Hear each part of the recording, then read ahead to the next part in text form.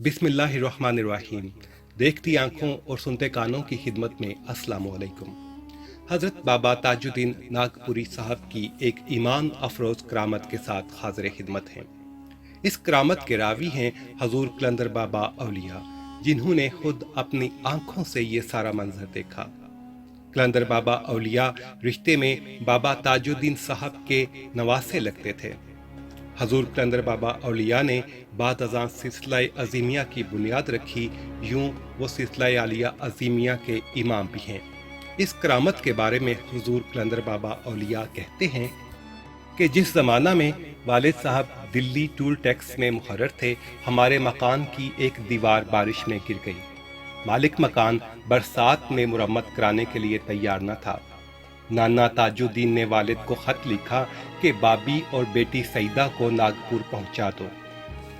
इन दिनों बाबा ताजुद्दीन नागपुरी साहब राजा रघु राव के पास रहते थे। हम लोगों के लिए शतरंजपुरा में रिहाइश का इंतज़ाम किया गया। रोज़ाना या दूसरे दिन नाना अपनी घोड़ा गाड़ी में यहाँ तशरीफ़ लाते, घंटों हमारे साथ गुजारते। अक्सर इर्द गिर्द की आबादी के लोगों का आना जाना लगा रहता। हज़रत ताजुद्दीन नागपुरी साहब उनके मामलात पर गौर करने में इतना दिमाग सर्फ कर देते कि हवास माफ हो जाते।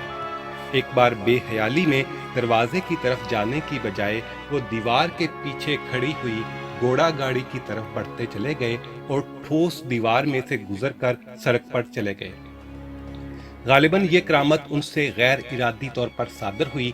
लोगों के मामलात से मुतल्लक सोचने में उनका जहन तजल्लिये इलाही में तहलील हो गया और जिस्म जहन के ताबे होने की वजह से सकल की मंजिल से आगे निकल गया। वीडियो को लाइक कीजिए, अपने दोस्तों से शेयर कीजिए, अपनी राय से हमें कमेंट सेक्शन में आगाह कीजिए ताकि हम अपनी वीडियोस को मज़ीद बेहतर बना सकें। हमारा चैनल सब्सक्राइब करके घंटी का निशान जरूर दबाइएगा। अल्लाह हाफिज।